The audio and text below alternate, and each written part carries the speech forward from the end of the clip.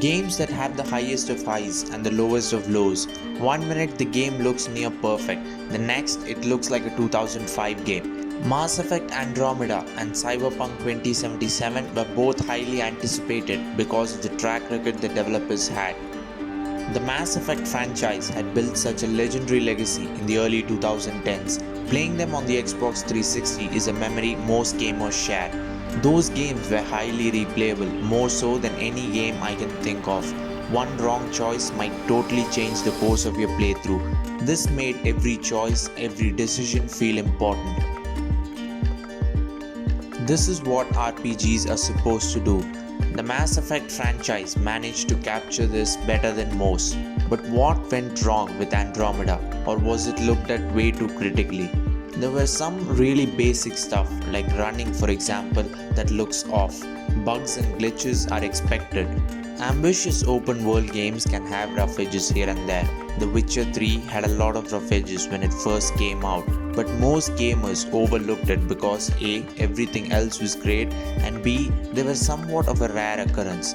Andromeda doesn't have this luxury. The game was riddled with issues, sloppy textures, pop-ins were very common. But the issue that was made the most amount of fun and memes that still make the rounds are the awful face models. Dead eyes, textures straight out of Half-Life 2 are some of the things that will bug you straight away. But well, there is more. Lip syncing did not work most of the time for me. Voice acting was average. All in all, interaction with any character was painful. Cyberpunk 2077 had the Herculean task of following up The Witcher 3. 105 days ago, CD Projekt Red were arguably the most loved developers.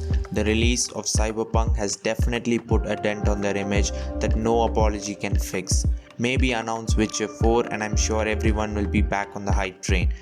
Cyberpunk on last gen is trash, but on powerful systems, the game isn't as bad as people make it seem.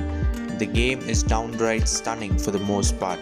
The lighting is almost always on point, textures are a hit and miss, but if you're lucky, the game does look like a true next-gen game. On the performance side of things, I didn't have a pleasant experience.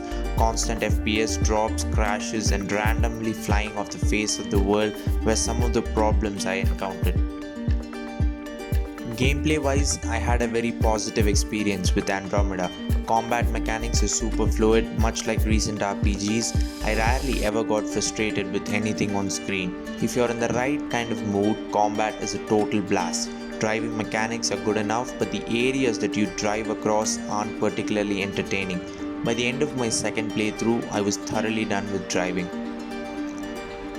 Cyberpunk really shines when it comes to first-person combat.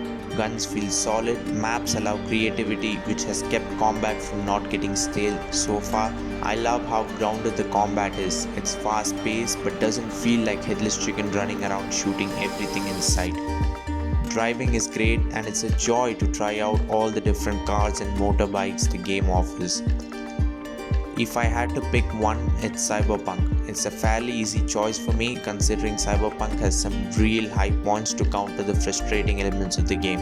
Mass Effect Andromeda doesn't have great elements that are worth the awful ones.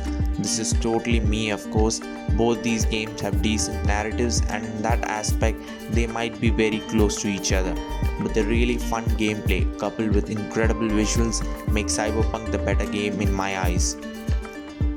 Well, that's it for today. Subscribe to the channel for more similar content. Thank you and have a great day.